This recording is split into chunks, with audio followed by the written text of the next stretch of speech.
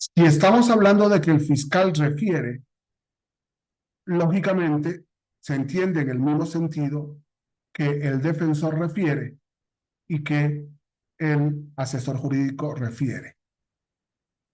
¿De dónde refiere? De la misma carpeta del fiscal. Sería la única razón por la cual un juez podría suspender la audiencia para que las partes tuvieran una carpeta.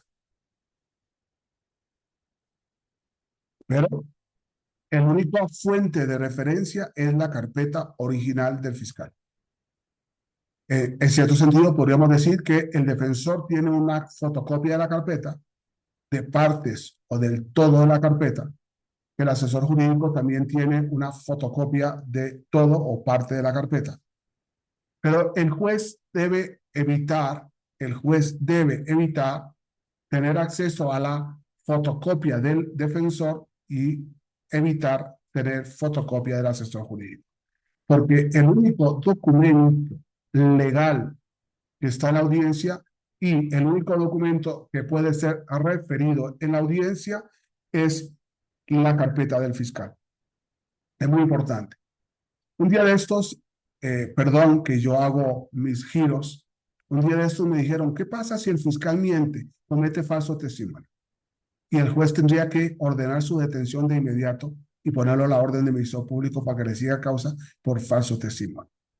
Pero me dice la persona que me preocupa, José Daniel, pero todos los fiscales mienten. Entonces todos los fiscales tendrían que estar detenidos por falso testimonio. Bien, perdón el giro. Pero es muy importante cuando nosotros estamos analizando nada menos que el tema de la norma, cuando hablamos de la referencia, es muy importante que el juez sepa que el único documento sobre el cual se refiere es la carpeta y por tanto el único documento base es la carpeta de investigación. Punto 2. Punto 3. Es muy importante que al referir la carpeta es muy posible que las partes se desmientan. Voy a ponernos todos en la audiencia. El juez está frente a las partes. Y las partes está el imputado, el adolescente, con su defensor en un constante diálogo. Y está el asesor jurídico junto con su víctima. Y está el fiscal. Entonces es muy posible que en esa referencia la víctima le diga al asesor jurídico, no, no fue así. Es muy posible que el imputado le diga al defensor, no, no fue así. Y entonces la fuente, ve qué importante, la fuente del asesor jurídico es nada menos que la víctima o el ofendido. Y la fuente del conocimiento del defensor es nada menos que el imputado.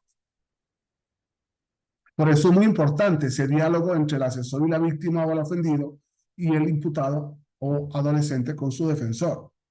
¿Para qué? Para cuestionar los contenidos de una carpeta.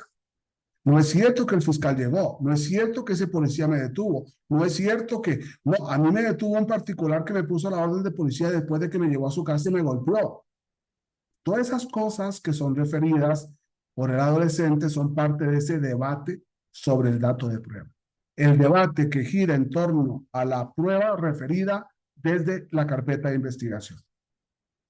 ¿Por qué me gusta ir cortando cosas que podría decir en una conferencia de 2 horas? Porque me interesa que tengamos en 2 minutos o 3 minutos ideas claras, que dejemos de inventar, que dejemos de mentir. Y sí, he hablado de falso testimonio del fiscal del Ministerio Público, en adolescentes o en adultos. La carpeta es un documento oficial, es un documento que tiene fe pública. A mí me ha preocupado mucho cuando me dicen que es que el fiscal no puede ir al lugar de los hechos porque no tiene fe de actos. Perdón, todos los documentos que el fiscal transcribe, pensemos nosotros en el acta circunstancial de cateo, es un documento público. Y por tanto, toda la carpeta es un documento público, porque además el fiscal lo ha avalado y ha introducido todos los dictámenes y la denuncia, etcétera. Ha construido un documento en su presencia y casi todos los documentos posiblemente tengan su recibido o tengan su firma. Son documentos públicos, por favor. Y no porque lo digo yo, porque lo dice la Constitución Política, que es la que nos dice cuando un documento es público o privado. Pero ya me fui del contexto, ya no sé ni qué les estoy diciendo, pero es muy importante que, perdón, que me pierda de vez en cuando y que me emocione, pero no hay cosa más preciosa que una audiencia en la que tenemos nada menos que un documento público del cual se refiere por parte del fiscal, va informándole a través de la referencia de lo que dice el dictamen, de lo que dice la denuncia, de lo que dice la fotografía, de lo que dice, con las contradicciones y el debate que pueda hacer el defensor y el fiscal. Y dejo para después lo que es la pantalla plasma.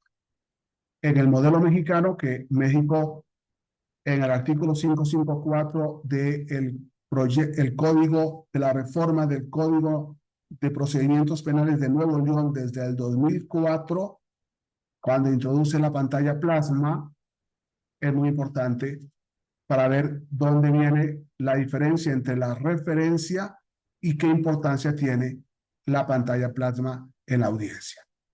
Muchas gracias.